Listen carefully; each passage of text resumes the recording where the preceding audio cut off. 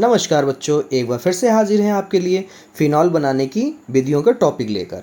Number 1 प्रयोगशाला विधि से हम जानेंगे कि फ़िनॉल कैसे बनता है। नंबर 2 टाउ प्रक्रम से जानेंगे, फिर है रशिंग प्रक्रम से, फिर नंबर 4 सोडियम फिनॉक्साइड से कैसे बनाते हैं हम फ़िनॉल को, फिर हम बेंजीन द्वारा कैसे फ़िनॉल को बनाते हैं। सबसे पहले टॉपिक को पढ़ते हैं जो है प्रयोगशाला विधि में हम फ़िनॉल को कैसे बनाते हैं।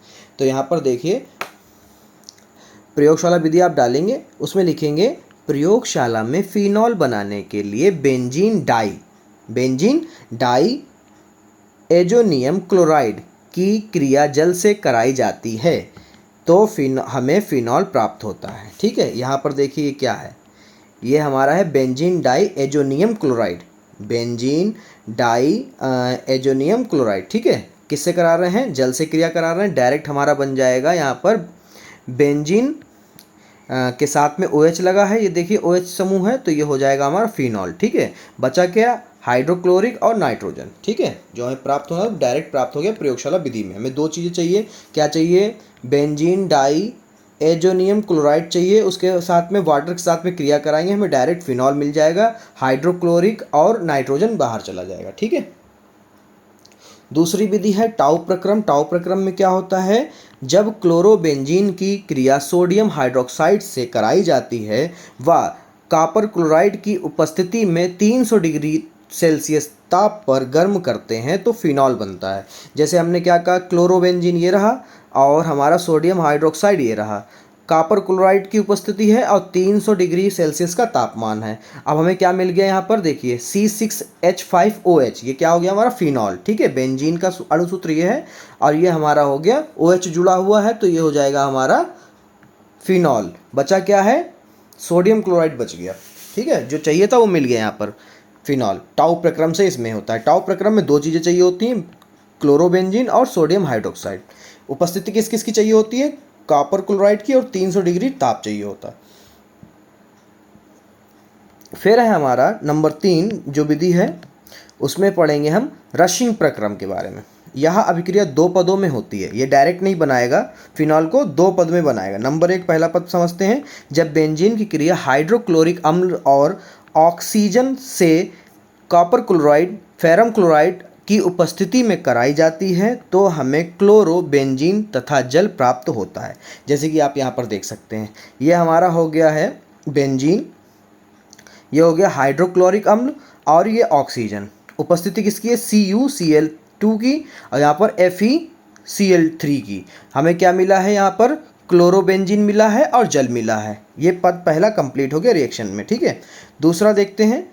जब क्लोरोबेंजीन की क्रिया जल के साथ 425 डिग्री सेल्सियस ताप पर कराई जाती है तो फिनॉल बनता है। अब किसकी हम कराएंगे? जाकर यहाँ से लेके क्लोरोबेंजीन ले लेंगे और जल ले लेंगे, 425 का टेम्परेचर रखेंगे, हमें डायरेक्ट मिल जाएगा फिनॉल। ठीक है, ये देखिए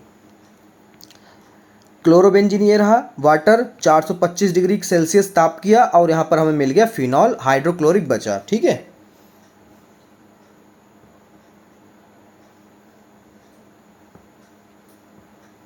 ये वाला भी इसी में कर देते हैं। सोडियम फिनॉक्साइड से फिनॉल बनाने की विधि। ठीक है, क्योंकि 5 विधियां आपको बतानी है। ठीक है, ये हमारी है, गिन लेते हैं भाई,